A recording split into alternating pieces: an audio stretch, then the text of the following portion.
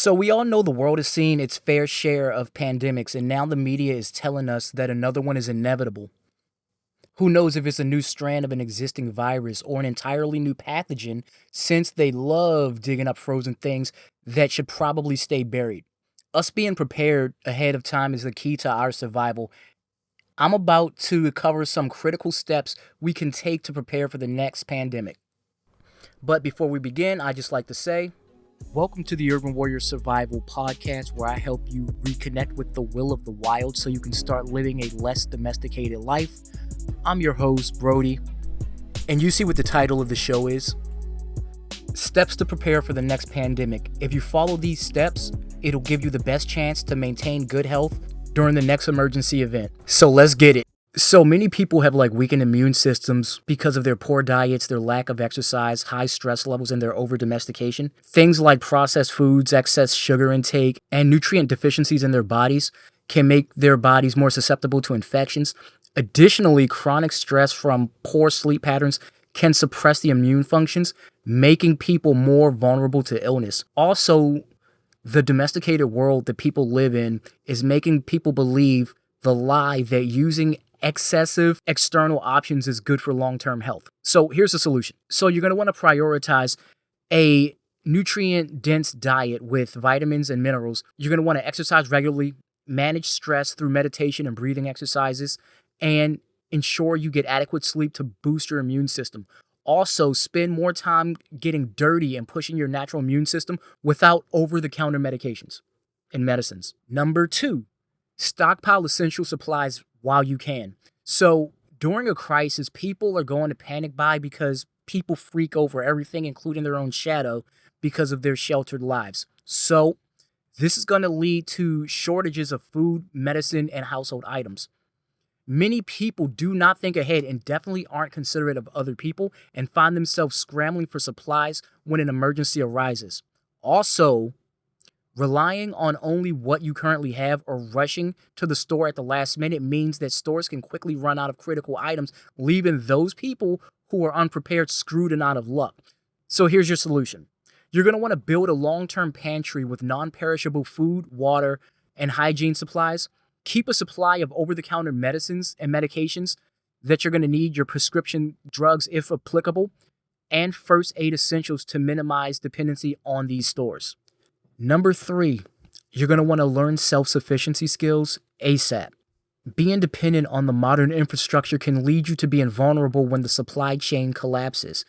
Many people rely on grocery stores, pharmacies, and municipal water supplies without even having any consideration of having alternative sources because they've never been in this situation before. So if these systems fail or are overwhelmed, the people without self-sufficiency skills or options may struggle to meet their own basic needs, causing them to do a lot of bad and shady things in order to survive. So what are your solutions? You're going to want to learn things like growing food, purifying water, making herbal remedies, and basic first aid. These skills ensure you can sustain yourself if access to goods and services become limited. Number 4, have a financial safety net. Economic downturn and job losses are common during pandemics, as we all know, so businesses may shut down and industries can suffer major losses, leading to mass unemployment. The people living paycheck to paycheck without savings or an alternative income source may find themselves unable to afford any type of necessities. So what you're going to want to do is you're going to want to build an emergency fund covering at least 3 to 6 months of expenses. You're going to want to also diversify your income streams, invest in recession-proof assets, and reduce debt to enhance financial stability. Living a minimalistic lifestyle will be your best bet and your best chance of survival. Number 5, establish a home quarantine plan. So most people aren't well schooled in basic first aid or medical treatments, and because of that, they're unprepared for medical issues during extended home isolation. Lack of planning can lead to having difficulties in managing food, medical needs, and their mental health. Additionally, not having a strategy to separate sick family members can result in further spreading of illness within the household. Your solution? Create a plan for quarantining sick family members, securing necessary supplies, and maintaining your hygiene. ensure adequate ventilation, and a separate space for sick family members, and disinfect supplies to reduce transmission risk. Number 6, stay informed without falling for misinformation. As we have already experienced during the last time we stayed in the house for 2 years, fear and confusion will spread quickly due to social media as well as mainstream media, resulting in conflicting or false information. Social media, mainstream media, and other unverified sources often circulate rumors causing unnecessary panic or leading people to make harmful decisions. Misinformation can also erode trust in health experts, leading to poor compliance with safety measures. You're going to want to make sure that you follow credible sources such as the Global Health Organization and experienced independent researchers. Fact-check information before sharing and use multiple sources to verify critical updates. Number 7, you're going to want to build a community support network. Because most people are overly social, they can't handle long bouts of isolation. Also, lack of support can make the loneliness of a pandemic more challenging.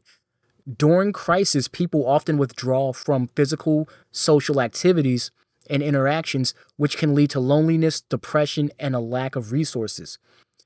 A disconnected society also makes it harder to coordinate help for those people in need. What you're going to want to do is you're going to want to connect with like-minded individuals in your community, form a preparedness group, online groups, and exchange skills and create a mutual aid network to help each other during difficult times. Number 8, this is something most people do not talk about, but you have got to make sure that you prepare mentally and emotionally. Anxiety, depression, and fear can all take a toll on your mental health during prolonged crisis, like a pandemic. Many people experience feelings of helplessness and uncertainty, which can lead to panic or even irrational behavior. A lack of mental preparedness can make it harder to cope with restrictions, financial struggles, or illnesses, making you more likely to do something you most likely shouldn't.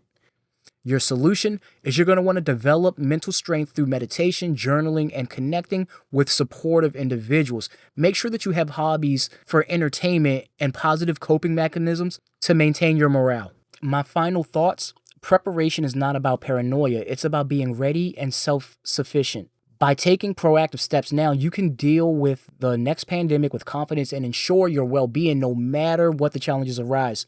So you're going to want to make sure that you stay ready so you don't have to get ready. If you like this type of content, make sure to give me a follow, subscribe, share, like, turn on post notifications. And if you're feeling extra generous, feel free to throw a little bit of donation my way on my website, urbanwarriorsurvival.com. Link is in the description section below. And if you want to join like-minded people, feel free to join my official community over on my website, same place, and you can get a free copy of my survival checklist on my website as well. Until next time, thanks for tuning in. This is Brody, signing out.